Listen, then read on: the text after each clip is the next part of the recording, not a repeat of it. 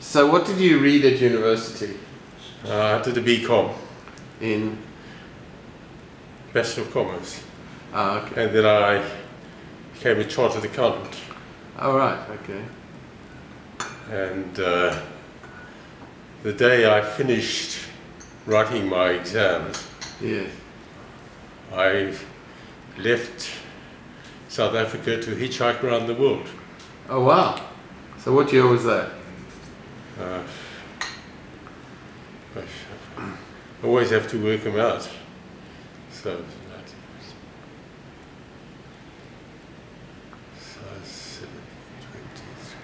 1954. 1954. Where did you go and how? Well, first of all, it was my father thought I was mad. He expected me to start working in some organisation and Start your career myself a immediately. mortgage and start making a living. Yes. And Straight away. the more he said this, The more you wanted to go I wanted abroad. to go, and one of the best decisions I ever made. Wonderful. When I went to London, initially, Back on the Union Castle again. yeah, I went with a friend. What was the ticket in those days? Do you remember? I should imagine 39 pounds maybe. Something. Actually, I don't know. £39. And so what did you do in London? Did you get a job or? I actually got a job with a firm of accountants. Well, do you remember who they were? No. Whereabouts in London did you stay? In Belsize Park. Oh, okay. I went to school near there when I first came to London. Oh, To get out of the station every day, all those stairs. yeah, well, I was quite near the station. Oh, cool. Funny enough, Jeanette visited a relative who used to live in Belsize Park. I can't remember her name. Or a friend of hers. Just. The only relatives that I had was were the Dave Green, Molly's husband's family, Oh, okay. and they Did they come from the UK? Yeah, well, they East Enders, Oh, cool. London East Enders, typical, very typical. And actually, they were very, very nice to me. And So what part of London did they live in? East End, Dagenham or well, Bethnal Green? Gosh, no, well, one. Okay. Because somebody told me an East Ender guy from Ilford. I said, oh, so you're from the East End? Yeah, then the one lot moved to Ilford, but the other was Hackney, I think. Oh, okay, yeah. But you know that a lot of the East Enders who move east of Bethnal Green, so the East End ends at Bethnal Green, then it's no longer the East End because they don't want it to be said that they come from the East No, End. these weren't like that at all. They were proud East Enders. They were proud East Enders from Hackney and Ilford and Bethnal Green and so on. And do you remember Bloom's, the restaurant? Well, it's one of the, yeah. Like it's actually the one lot were pretty close to Bloom's. Oh, okay. Because you know it's closed now.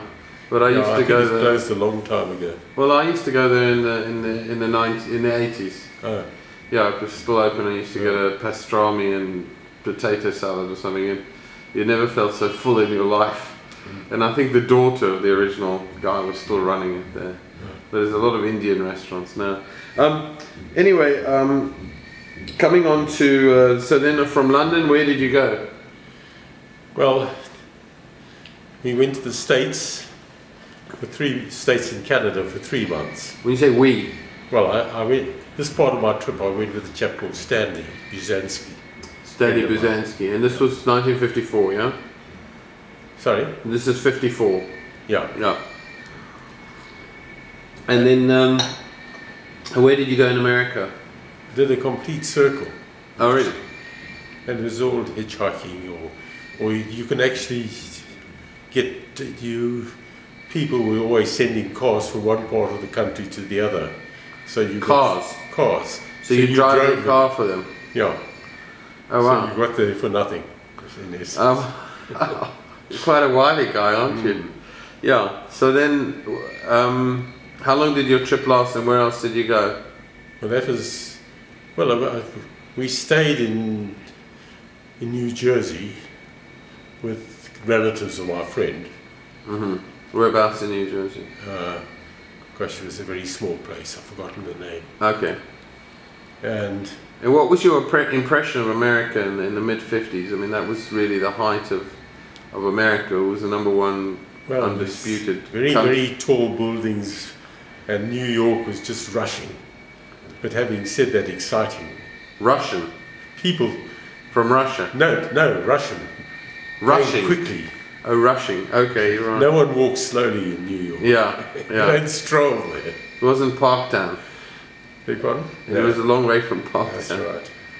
And London, what was London like in those days? Actually, just before leaving New York, I went to look up Stolpers all over the place. Oh, really? And I landed up, but I knew I landed up with a Rabbi Stolper who was very, very friendly. He had 2 sons who were rabbis and a daughter who married a rabbi. Oh, right. All part of the conservative. Orthodox? No, conservative is left of Orthodox. Oh, okay. But it is Orthodox. Right. And but I went to one. It was quite funny. The guy we were staying with in New Jersey used to make jokes about that they were quite happy with this other guy, you know, their relative, but I was just a Nachschlepper. And they made me perfectly at home because he Was teasing you a little. He was just teasing me.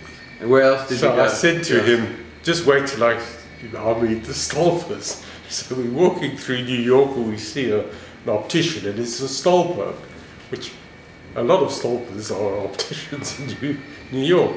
So I walk in, I introduced myself, and explained, well, the guy, he was so suspicious of me. I got such a cold welcome. From there on was my life. Now I added fuel to this guy's teasing of me. Oh, right. But then the Stolpers changed a lot. So, and then where else in America did you visit? Well, we went down to Florida. Oh, yeah. And then along across to San Francisco and up to Oregon. And in between we went to Chicago. And then you got there by boat once again across the Atlantic. No, we hitchhiked around America. But how did you get from the UK, from the London? I travelled on the United States. No, the Queen Mary. Oh, the Queen Mary. Yeah. And it was his last trip. So you were on the last trip of the Queen Mary? Last trips. One of the last trips. Yeah. And then, by contrast, came back on the United States, whose proud boast was that the only piece of wood on the boat was for cutting up meat, which I thought was just terrible. Cutting up meat. Such a clinical sort of boat. It's not such a nice boat. Well, it had the blue ribbon for the fastest crossing. Oh, really? From New York to London. All right, and what was that? How many days? I think it's about 4 days. I've actually forgotten. Memory is not good. That's better than many. Okay.